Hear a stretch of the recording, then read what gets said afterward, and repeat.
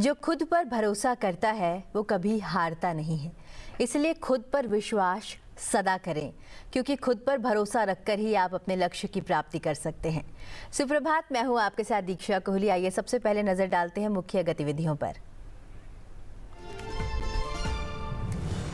भारतीय ज्ञान प्रणाली पर जेएनयू में राष्ट्रीय सम्मेलन का शुभारंभ। उपराष्ट्रपति करेंगे उद्घाटन। नवाचार और परंपरा के संगम पर होगा मंथन। उद्योग जगत से संवाद के लिए सीआईआई सम्मेलन में भी होंगे मुख्य अतिथि।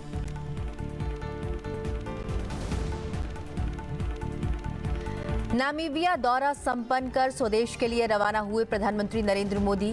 राष्ट्रपति नंदी नदाइट्वा के साथ की वार्ता। संसद के संयुक्त सत्र को किया संबोधित। भारत अफ्रीका संबंधों में जुड़ा नया स्वर्णिम अध्याय।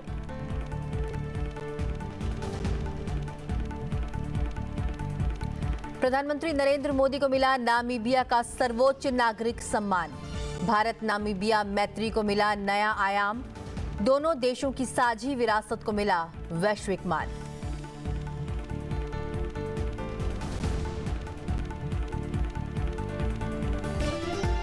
गृह मंत्री अमित शाह का सहकार संवाद में बड़ा संदेश। महिला सहकारी कार्यकर्ताओं से की मुलाकात। दिया आत्मनिर्भर भारत का मंत्र। गुजरात, एमपी और राजस्थान की सहकार शक्तियों को बताया बदलाव की रीढ़।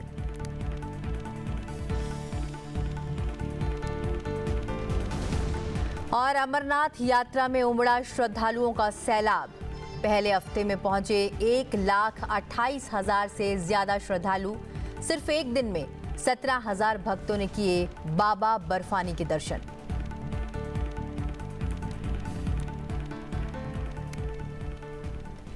उपराष्ट्रपति जगदीप धनखड़ आज सुबह 10 बजे के करीब भारतीय ज्ञान प्रणाली पर पहले वार्षिक शैक्षणिक सम्मेलन का उद्घाटन करेंगे। कार्यक्रम का आयोजन नई दिल्ली के जवाहरलाल नेहरू विश्वविद्यालय में किया गया है। इसका सीधा प्रसारण आप संसद टीवी पर देख सकते हैं। वहीं आज शाम उपराष्ट्रपति जगदीप धनखड़ भारतीय उद्योग परिसंघ नई दिल्ली के 19वें संस्करण में मुख्य अतिथि होंगे। कार्यक्रम का सीधा प्रसारण आप संसद टीवी पर शाम 4 बजे देख सकते हैं। इस दौरान वे कार्यक्रम को संबोधित भी करेंगे।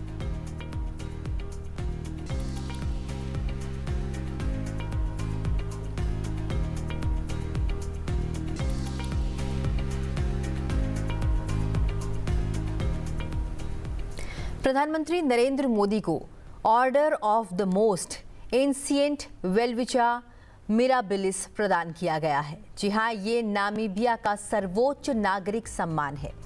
नामीबिया सहित प्रधानमंत्री नरेंद्र मोदी को अब तक कुल 27 देश सम्मानित कर चुके हैं। 5 देशों की इस यात्रा में प्रधानमंत्री नरेंद्र मोदी को ब्राजील, घाना, त्रिनिदाद टोबैगो और नामीबिया ने सर्वोच्च नागरिक सम्मान प्रदान किया है। प्रधानमंत्री नरेंद्र मोदी ने इसे 140 करोड़ भारतीयों का सम्मान बताया और कहा कि यह क्षण गर्व का क्षण है। प्रधानमंत्री ने कहा कि एक सच्चे मित्र की पहचान कठिन समय में ही होती है। हमारी मित्रता राजनीति से नहीं, बल्कि संघर्ष, सहयोग और आपसी विश्वास से जन्मी है। साझा लोकतांत्रिक मूल्य और उज्जवल भविष्य ने इस रिश्ते को और सींचा है।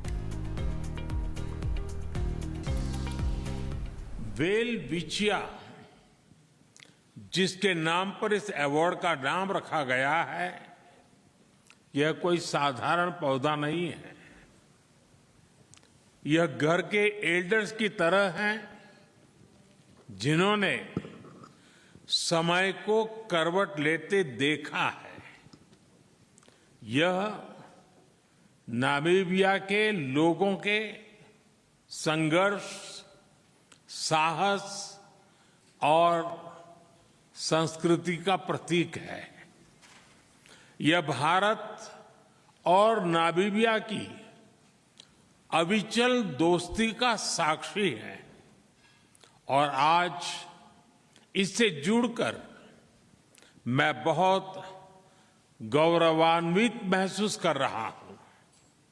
मैं इस सम्मान को नामीबिया और भारत के लोगों को उनकी निरंतर प्रगति और विकास को और हमारी अटूट मित्रता को समर्पित करता हूं।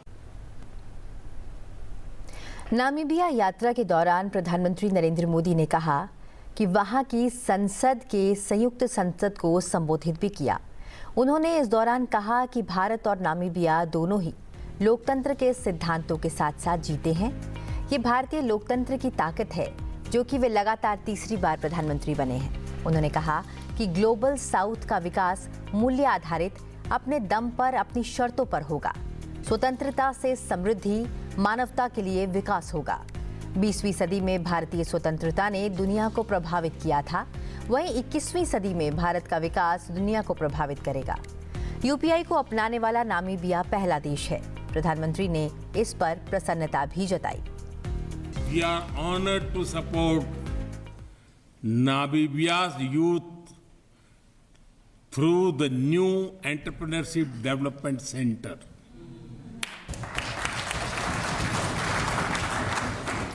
It will be a place where business dreams can get mentorship, funding, and friends too.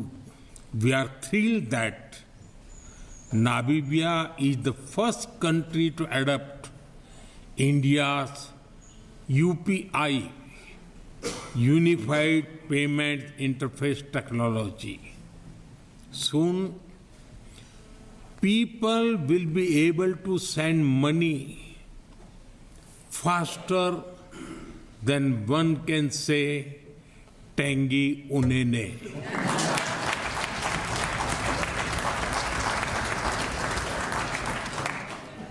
Our bilateral trade has crossed $800 million.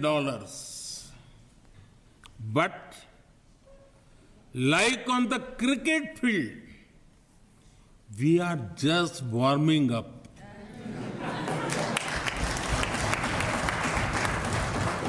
India and Namibia have a powerful story of cooperation, conservation, and compassion.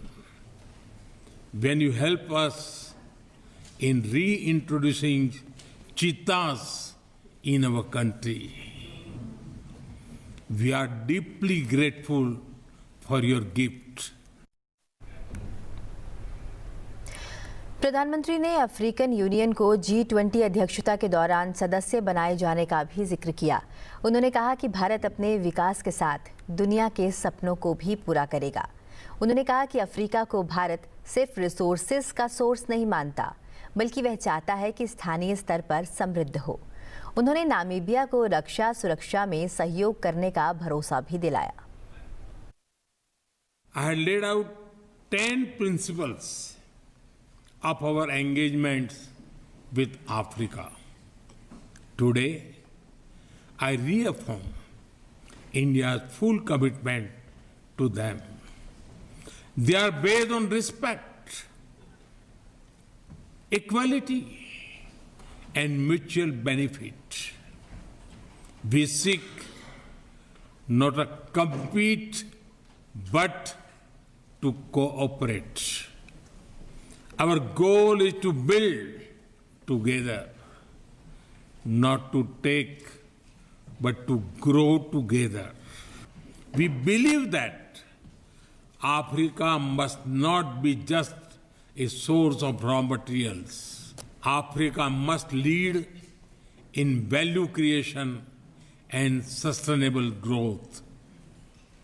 That is why we fully support Africa's Agenda 2063 for industrialization. प्रधानमंत्री नरेंद्र मोदी की Namibia यात्रा का उद्देश्य प्राकृतिक संसाधनों, स्वास्थ्य सेवा, digital भुगतान और व्यापार सहित विभिन्न क्षेत्रों में भारत और नामीबिया के बीच द्विपक्षीय सहयोग को बढ़ावा देना था। विदेश मंत्रालय द्वारा आयोजित एक प्रेस वार्ता में सचिव आर्थिक संबंध दमू रवि ने यात्रा के दौरान हुई चर्चा से संबंधित प्रमुख बातों को सामने रखा। उन्होंने कहा कि भारत और नामीबिया हीरे, लिथियम, तांबा, कोबाल्ट और ग्रेफाइट जैसे महत्वपूर्ण खनिजों में सहयोग पर ध्यान केंद्रित कर रहे हैं। इसके अलावा स्वास्थ्य सेवा और सहयोग और डिजिटल भुगतान सहयोग दोनों देशों के लिए एक बड़ी उपलब्धि है। इस दौरान बहुपक्षीय संस्थाओं में सुधार और आपदा रोधी अवसंरचना गठबंधन और वैश्विक जैव ईंधन गठबंधन में नामीबिया के शामिल होने पर भी चर्चा हुई है। Relationship, as you know, are underpinned by trade and economic interest, investments on both sides. The trade is about $600 million in favor of India, marginally, and investments from India are about $800 million. And the cooperation that was discussed was in the area of natural resources, because, as you know, that Namibia is endowed with rich natural resources like diamonds, lithium, copper, cobalt, graphite. All of these rich critical minerals are useful for our industry. The cooperation in the area of health was discussed, which also included the possibility of Jan Aushadhi being introduced in Namibia. Also supply of medicines and direct sourcing from India. National Payment Corporation of India and the Namibian Central Bank have entered into an agreement for licensing agreement to deployment of the UPI in Namibia for real-time payments. And this is a significant development. We believe that this will open up new avenues for cooperation in the digital space between our two countries. Both sides also touched upon the multilateral issues. There was condemnation of terrorism in all its manifestations, including the Pahalgam terrorist attack, where Namibia expressed solidarity for India. And there was also talk about reforming of the multilateral institutions, and there was a clear understanding by both the leaders that it's very important that multilateralism is strengthened for the South-South cooperation and both sides to be able to find solutions for the challenges that the countries in the global South are facing. So there was a deep understanding on how India and Namibia can partner in this area. प्रधानमंत्री नरेंद्र मोदी 5 देशों की यात्रा के अंतिम पड़ाव Namibia से स्वदेश के लिए रवाना हो गए हैं। वे आज नई दिल्ली पहुंचेंगे। इस दौरे में उन्होंने घाना, त्रिनिदाद और टोबैगो, अर्जेंटीना, ब्राजील और नामीबिया की यात्रा की है। प्रधानमंत्री 5 देशों की यात्रा के अंतिम पड़ाव नामीबिया से स्वदेश के लिए रवाना हो गए हैं।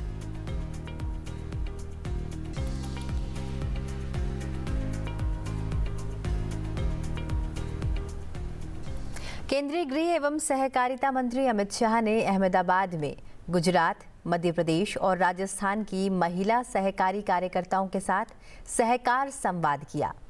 यह संवाद अंतर्राष्ट्रीय सहकारिता वर्ष के अवसर पर किया गया था। इस अवसर पर केंद्रीय मंत्री ने बताया कि सहकारिता क्षेत्र में युवा पेशेवरों को तैयार करने का मूल विचार त्रिभुवन दास पटेल जी का था। इसी उद्देश्य से त्रिभुवन सहकारी विश्वविद्यालय की स्थापना की जा रही है।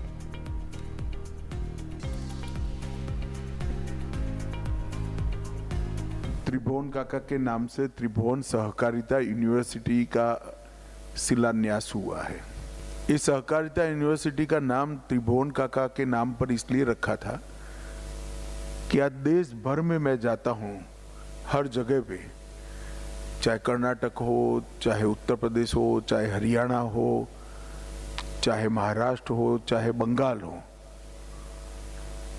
छोटी छोटी गरीब परिवार की महिलाओं ने आत्मनिर्भर होकर अपने बच्चों को बहुत पढ़ाया लिखाया, आगे बढ़े हैं।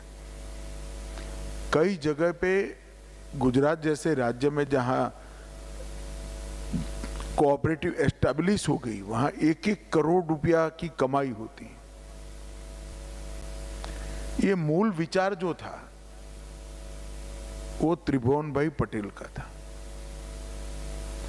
और वो व्यक्ति ने अपने जीवन में अपने नाम के लिए कुछ नहीं कहा। इतना बड़ा काम करने वाला व्यक्ति, जब मैं पार्लियामेंट में उनका नाम बोला तो देश भर में ये सवाल था कि ये कौन है। 1 महीने में सभी लोग सोचते हैं कि ये बुरी बात है, मगर व्यक्ति के लिए बहुत बड़ी बात है कि इतना बड़ा काम करने के बाद भी अपने लिए उन्होंने कोई प्रसिद्धि नहीं करी, केवल और केवल काम करते रहे। केंद्रीय मंत्री अमित शाह ने कहा कि सहकारी डेयरियों में गोबर प्रबंधन, पशु आहार एवं स्वास्थ्य प्रबंधन तथा गोबर के उपयोग से आय बढ़ाने के उपायों पर जोर दिया जा रहा है। आने वाले दिनों में कुछ ऐसी व्यवस्था की जाएगी जिससे गांव में दूध उत्पादन से जुड़े ज्यादातर परिवार सहकारी समितियों से जुड़ जाएं। आज 360 परिवार की आवाज बनकर आपके सामने आई हूं सर। धन्यवाद करना चाहती हूं उन सभी परिवार की ओर से कि पहले सरहद डेयरी जब वो दूध नहीं लेती थी, कैमल का मिल्क नहीं लेती थी, उससे पहले सभी परिवार घूमते रहते थे।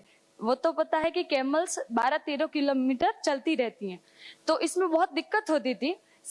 उनका दूध लेने में दिक्कत होती थी, कोई लेता भी नहीं था और भाव भी इतना नहीं होता था। इसीलिए सरहद डेयरी ने जब लेना चालू किया तो वो सभी परिवार स्थिर हुए कि सर अगर हो सके तो कैमल मिल्क है उसे केमिकल ट्रायल में भेजा जाए और उस पर रिसर्च की जाए। तो वो ऑलरेडी मैंने 4 आयुर्वेदिक कंपनियों को ऊंटनी के दूध की औषधीय गुण जो है और कौन कौन से इसके गुण किस रोग के लिए काम आ सकते हैं, इस पर बहुत डिटेल रिसर्च चल रहा है। 4 कंपनियों का चल रहा है और उसमें से एक कंपनी ने तो इसको पूरा भी कर लिया है, बाकी 3 का भी समाप्ति की ओर है। उसके बाद देश भर के ऊंट पालन करने वाले क्षेत्र वैसे बहुत कम है, मगर सब जगह से ये मिल्क को कलेक्ट कर कर उसका औषधीय गुण का उपयोग कर कर अनेक गुना रेट कैसे मिल सकता है ऊंट पालन करने वालों को, वो हम एक योजना राजस्थान सरकार और गुजरात सरकार दोनों मिलकर बनाने हैं। अमरनाथ यात्रा एक बार फिर आस्था और श्रद्धा का केंद्र बन रही है। पहले ही सप्ताह में श्रद्धालुओं का भारी सैलाब देखने को मिला है। भक्तों की भीड़ और सुरक्षा के पुख्ता इंतजामों के बीच बाबा बर्फानी के जयकारे गूंज रहे हैं। बर्फ से ढकी गुफा और मन में बसे आस्था के भाव। अमरनाथ यात्रा की रौनक इस बार शुरू से ही अपने चरम पर है। पहले हफ्ते में 1,28,000 से अधिक श्रद्धालु बाबा बर्फानी के दर्शन कर चुके हैं। सिर्फ एक दिन में 17,000 से ज्यादा यात्रियों ने पवित्र गुफा में शिवलिंग के दर्शन किए। श्रद्धालु कठिन राहों से गुजरते हुए पूरे जोश और श्रद्धा से दर्शन के लिए पहुंच रहे हैं। प्रशासन की ओर से सुरक्षा से लेकर स्वास्थ्य तक के पुख्ता इंतजामात किए गए हैं। सेना, आईटीबीपी और पुलिस के जवान 24 घंटे तैनात हैं। श्रद्धा, सुरक्षा और समर्पण के साथ अमरनाथ यात्रा सुचारू रूप से जारी है और प्रशासन आने वाले दिनों में अधिक श्रद्धालुओं के स्वागत के लिए पूरी तरह तैयार है।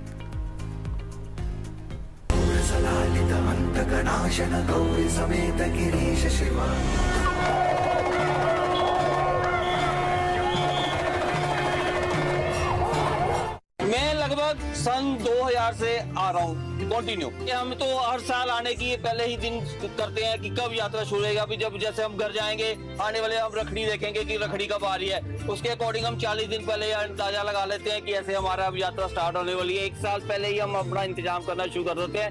और मेरे साथ हर साल 2, 4, 5, 10 लोग कोई ना कोई हर टाइम बढ़ता ही रहता है। डर तो बिल्कुल है नहीं जी। डर अगर होता तो हम आज पहली 1 तारीख को आते ही नहीं।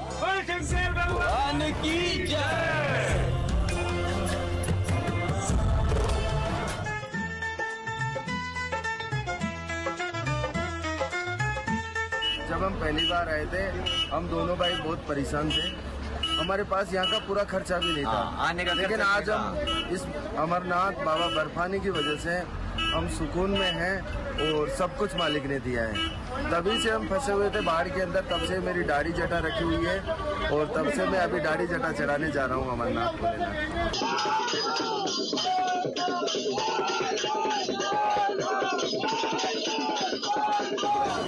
हम पिछले 30 साल से यहाँ पर भंडारा लगा रहे हैं।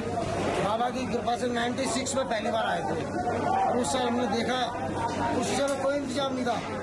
हम यहाँ आते हैं, आज हमें 10 दिन हो गए आए हुए और हम रहेंगे पिछले 9 अगस्त तक।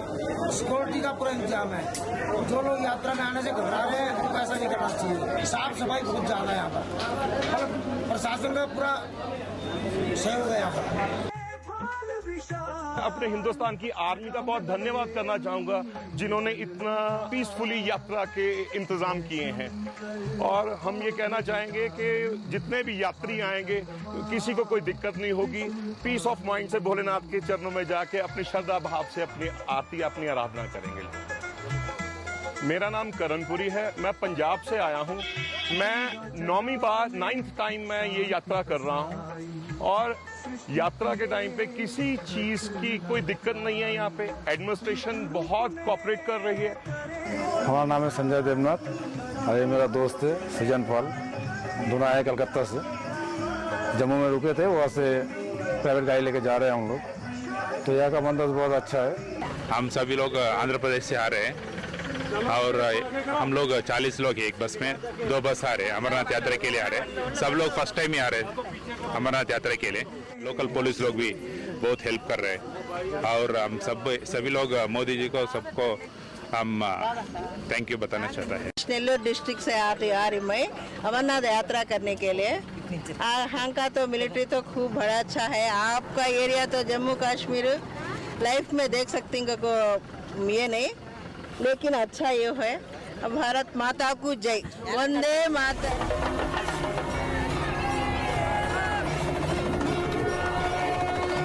हम पहली बार अमरनाथ आए हैं और यहाँ की व्यवस्था बहुत ही अच्छी है। भंडारे वगैरह सब बहुत अच्छे है, सबका कोऑपरेटिव है। सब लोग भी एक दूसरे को सहायता कर रहे हैं, सब एक दूसरे का परवाह नहीं कर रहे। मेडिसिन की सेवा है, सब इधर सेवा है। भीड़ भी अच्छी है। पहली बार आए तो अनुभव बहुत अच्छा है। अच्छा लगा हमको घर के जैसा।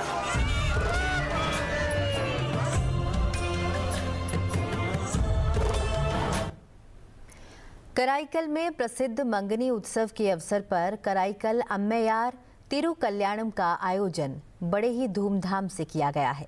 हजारों श्रद्धालुओं ने इसमें भाग लिया और स्वामी के दर्शन किए। कराईकल में हर वर्ष अनिमथम कराईकल अम्मैयार मंगनी थिरुविजा का आयोजन बहुत ही धूमधाम से किया जाता है। इसे आमों का त्योहार भी कहा जाता है। सुप्रभात में आपको छोड़े जाते हैं इसी पर आधारित एक वीडियो के साथ। फिलहाल मुझे दीजिए इजाजत और आप बने रहिए सनसद टीवी के साथ। नमस्कार।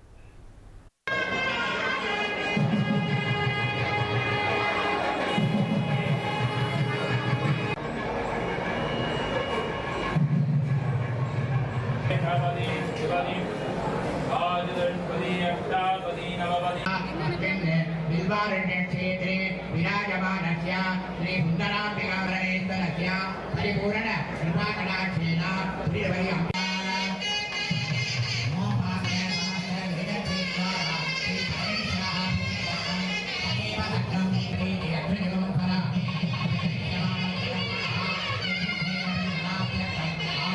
महागणपति पूजा